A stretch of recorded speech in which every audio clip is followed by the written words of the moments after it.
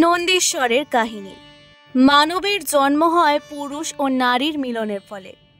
সকলেই মৃত্যুমুখে পতিত হয় শৈশব, বাল্য, যৌবন, পৌরত্ব, বার্ধক্য ইত্যাদি অতিক্রম করার পর। যার জন্ম হলো একদিন তার মৃত্যু হবেই। মহাত্মা শিলাদ মনে মনে চিন্তা করলেন, আমি এভাবে পুত্র সৃষ্টি না করে শিবকে তপস্যার দ্বারা সন্তুষ্ট করে অজনিজ মৃত্যুহীন পুত্র লাভ করব। এই চিন্তা করে শিলাদ মহাদেবের আরাধনা করে গভীর ধ্যানে নিমগ্ন হলেন। নিশ্চলভাবে বসে সহস্র যুগ কেটে গেল। তার দেহ বল্মিক অর্থাৎ ওই পোকায় ঢেকে গেল। এর ফলে তার বদলে কেবল ওই মাটি দেখা যেতে লাগলো। বজ্রকীট, সূচিমুখ রক্তকীটেরা তার দেহের রক্ত মাংস খেয়ে নিঃশেষ করার ফলে তিনি মাংসহীন রক্তহীন হয়ে এমন তপস্যায় নিমগ্ন থাকলেন যে নিজের দেহের এমন অবস্থার কথা তিনি জানতেও পারলেন না। কেবল মাত্র দেহের অস্থিগুলোই রইল। সহস্র যুগ কেটে যাওয়ার পর মহাদেব উমা ও তার গণের সঙ্গে সেই বিপ্র শিলাদের কাছে উপস্থিত হয়ে স্পর্শ করলেন তাকে। তারপর বললেন, তোমার তপস্যায় আমি তুষ্ট বিপ্র, তোমার মনোমতো বর চাও।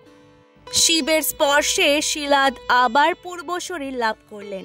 তারপর চোখ মেলে মহেশ্বরের অপূর্ব মূর্তি দেখতে পেয়ে প্রণাম জানিয়ে বললেন, হে দেব, আপনি আমার প্রতি সন্তুষ্ট হয়ে আমাকে অজনিজ ও মৃত্যুহীন পুত্র দান করুন। মহাদেব বললেন, কেউ এ জগতে অমর নয়, একদিন না একদিন সবার মৃত্যু হবে। মৃত্যুঞ্জয় একমাত্র আমি, অর্থাৎ আমার মরণ নেই। আমি তুষ্ট তোমার তপস্যায়, তাই তোমার পুত্ররূপে আমি জন্ম নেব।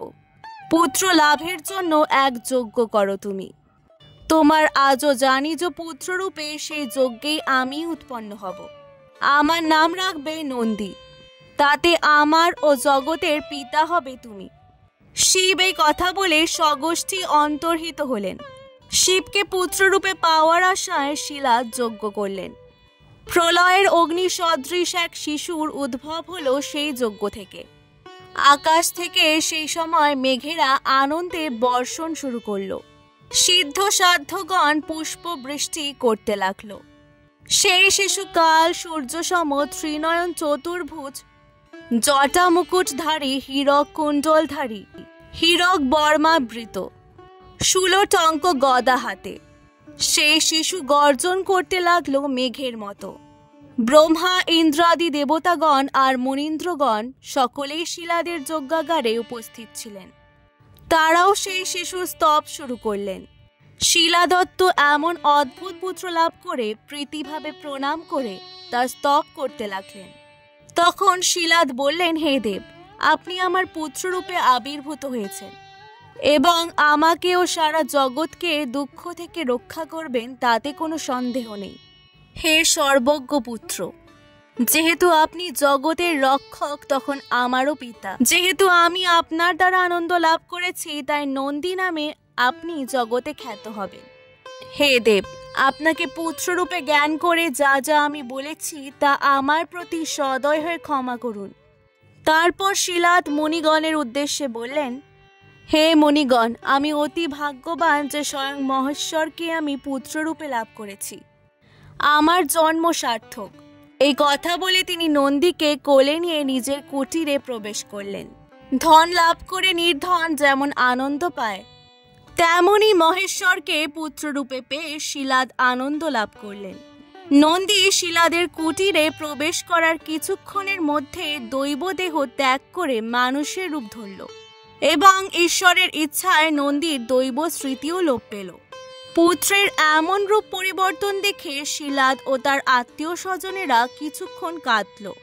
সবই ভগবানের ইচ্ছা, এই চিন্তা করে শিলাদ বৈদিক ব্রাহ্মণগণের দ্বারা পুত্রের জাত কর্মাদি সম্পন্ন করালেন। নন্দী বড় হয়ে সকল রকমের শাস্ত্র শিক্ষা লাভ করলেন। চারিবেদ, ধনুবেদ, গন্ধর্ব শাস্ত্র, অশ্বলক্ষণ, হস্তিচরিত, নরলক্ষণ প্রভৃতি উপদেশ দিলেন শিলাদ।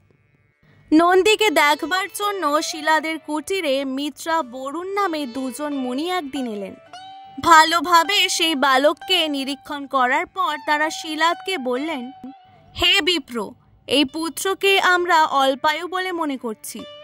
সর্বশাস্ত্রে পণ্ডিত হলেও এই পুত্র 1 বছরের বেশি বাঁচবে না। শিলাদ স্তম্ভিত হয়ে গেলেন মিত্র ও বরুণের কথা শুনে। এ কি, যজ্ঞে মৃত্যুহীন পুত্র লাভের কথা স্বয়ং মহাদেব বলেছেন, 2 মহর্ষি এখন কি বলছেন? তারপর পুত্রকে আলিঙ্গন করে শিলাদ আক্ষেপ করে কাঁদতে কাঁদতে মাটিতে লুটিয়ে পড়লেন।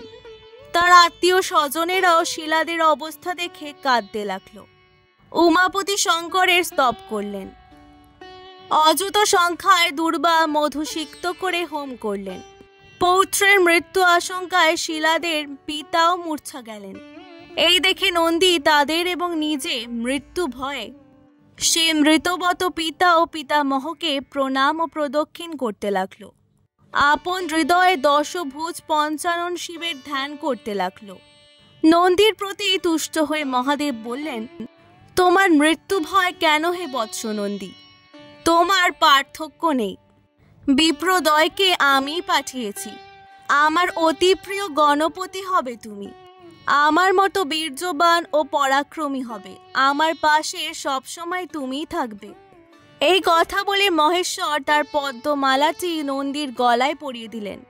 আর সঙ্গে সঙ্গে নন্দীর 3টি চোখ এবং 10টি হাতের সৃষ্টি হলো।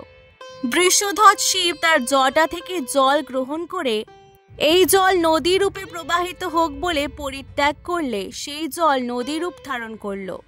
মহেশ্বর তার নাম রাখলেন জটদশ। মহাদেব নন্দীকে তোমার এই পুত্র বলে উমার সামনে আনলে। দেবী পার্বতী নন্দীর মস্তক চুম্বন করে তার গাত্র স্পর্শ করলেন। তখন দেবীর পুত্র স্নেহের কারণবশত স্তনদয় হতে ত্রিস্রোত আকারে শ্বেত বর্ণ দুগ্ধে নন্দীকে অভিষিক্ত করলেন। দেবীর সেই স্তন দুগ্ধের স্রোতত্রয়কে মহাদেব ত্রিস্রোত নামে অভিহিত করলেন। নন্দীকে দেখে শিবের বৃষ আনন্দে উচ্চস্বরে শব্দ করলে বৃষনাথ সস্ত্রিতারূপে আর এক নদীর উৎপন্ন হল। শিব তার নাম রাখলেন বৃষধ্বনি। স্বর্ণেদকা ও জাম্বু নামে 2টি নদী সৃষ্টি হল। এই 5 নদীর জল নিয়ে মহেশ্বরের পূজা যে করবে সে শিবের সাযুজ্য ও মুক্তি লাভ করবে।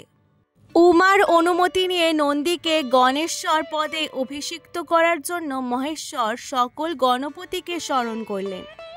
মহেশ্বর নন্দীশ্বরকে গণসেনাপতি পদে অভিষিক্ত করবার কথা সকলকে জানালেন।